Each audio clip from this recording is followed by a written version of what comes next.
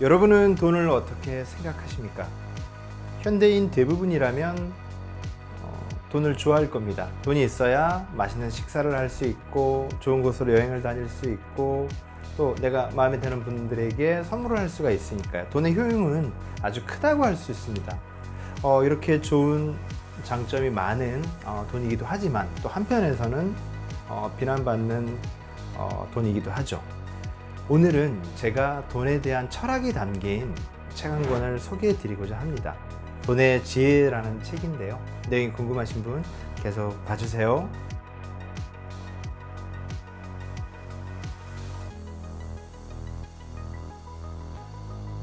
여러분 안녕하세요. 오늘 금융인의 독서 첫 번째 시간입니다. 제가 금융인의 독서라는 카테고리를 하나 만들었는데요. 예전에 목요일에 제가 영업인의 독서라는 채널을 이렇게 카테고리를 했었고요. 또 하나는 시대의 독서, 즉 이 시대의 트렌드에 맞는, 트렌드는 꼭 국한되는 것은 아니지만 영업인이 아니어도 볼 수 있는 어떤 이 시대에 맞는 어떤 독서들, 이렇게 제가 소개를 하고 있고요.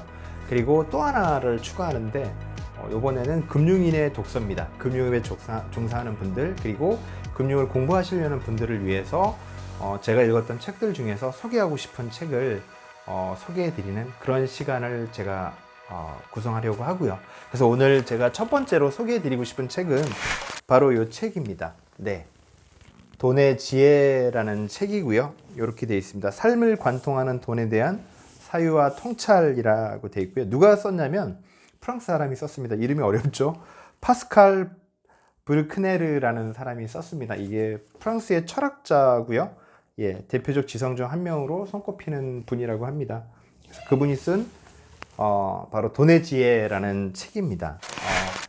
금융인의 독서라는 거를 제가 진행하려고 했었을 때 몇 가지 책들이 떠올랐는데 우선은 돈이라는 것이 뭔지 그런 문제를 한번 말씀드리고 싶었어요. 정답을 말씀드리려는 게 아니라 저는 화두를 좀 던져보고 싶었던 거죠. 금융에 관심 있는 분들, 금융업에 종사하는 분들에게 과연 돈에 대한 철학은 무엇인가라는 거죠. 돈에 대한 철학이 여러분에게 있는가라는 질문을 감히 좀 던져보고 싶었어요. 그래서 이 책을 한번 말씀을 드리고 싶은데 뭐 저 개인적인 생각이긴 하지만 러시아 사람들과 프랑스 사람들이 쓴 책은 살짝 지루한 맛도 좀 있기는 하고요.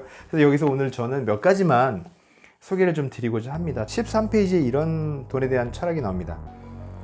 이 세상에서 돈이 제공하는 유일하게 정말로 귀한 값어치는 시간, 마르지 않는 시간의 풍부함이다. 이런 면에서는 돈이 자유를 줄 수도 있다.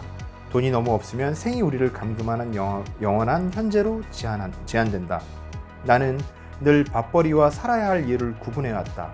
때로는 그 둘이 일치했지만 그래도 먹고 살기 위해서 해야만 하는 일이 있었다. 이런 내용이 있거든요.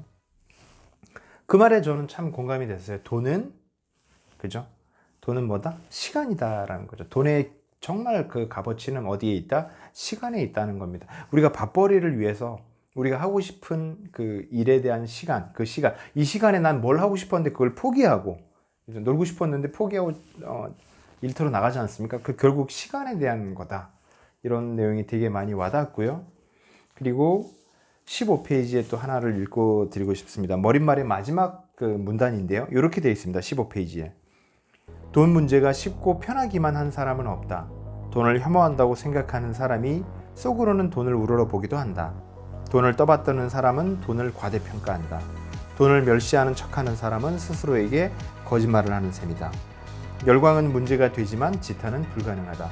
그래서 돈은 어려운 주제다. 하지만 지혜란 본디 만인에게 광기의 상징처럼 보이는 바로 그것을 공략하지 않는가? 그럴 게 아니면 철학이 무슨 소용이 있을까? 이런 내용을 하거든요. 돈은 그 긍정적인 것과 그 부정적인 것이 공존하는데 그런 문제를 연구하는 것이 철학이다. 네, 그렇게 해서 이 책을 쓰게 됐다라는 어떤 머릿말의 의미인 것 같고요. 마지막으로 이 책의 결론. 결국 돈의 지혜라는 이 책에서 이 저자가 하고 싶었던 얘기가 무엇인지 마지막 그 결론 부분에 내용이 남아 있거든요. 그거를 한번 제가 읽어보겠습니다. 289페이지 이렇게 되어 있습니다. 돈을 신성시하지 말 것, 지나치게 사랑하지도 말고 혐오하지도 말 것, 이것이 지혜다. 돈은 우리 잘못으로 적이 되지 않는 한 친구로 남는다. 가난뱅이는 그래도 싸다와 부는 썩었다 사이의 공갈에 말려들지 말자. 미덕과 번영은 얼마든지 조화될 수 있다. 돈 생각 말고도 삶은 있지만 돈 생각이 예술적인 성취나 숭고한 가치 실현을 방해하는 것은 아니다. 돈 그 자체는 신통방통한 발명이고 재산이 제공하는 장점은 너무나 명백하기 때문에 인간의 기본권이 되었다. 돈의 죄는 불공평한 분배뿐이다.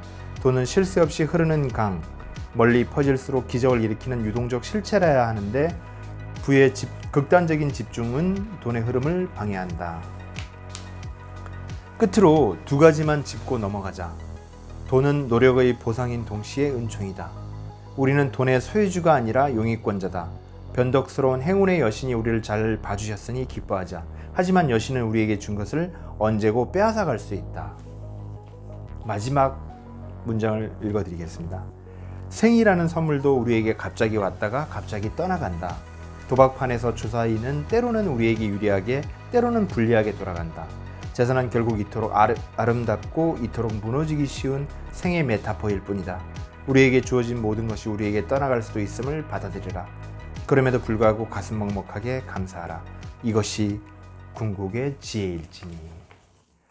마지막 문장이 참 와닿습니다. 생이라는 선물도 우리에게 갑자기 왔다 갑자기 떠나가는, 생이라는 게, 삶이라는 게 어쩌면 우리에게 선물 같은 건데요. 돈도 어쩌면 우리에게 그런 선물과 같은 것이 아닌가라는 지혜를 이 책에서 배우게 됩니다. 네, 한번 읽어볼 만한 가치가 있는 책인 것 같고요. 네, 이 돈에 대한 어떤 철학, 그런 것들도 한 번쯤 고민하는 그런 시간이 되었으면 좋겠습니다. 다음 시간에 또 좋은 금융인의 책으로 찾아뵙도록 하겠습니다. 들어주셔서 감사합니다. 오늘 내용은 괜찮으셨어요? 앞으로도 빠르게 영상 받아보실 분은 가운데 있는 구독 버튼 클릭해 주시고요. 화면 좌우에 있는 관련 영상과 추천 영상 함께 보시면 많은 도움 되실 겁니다.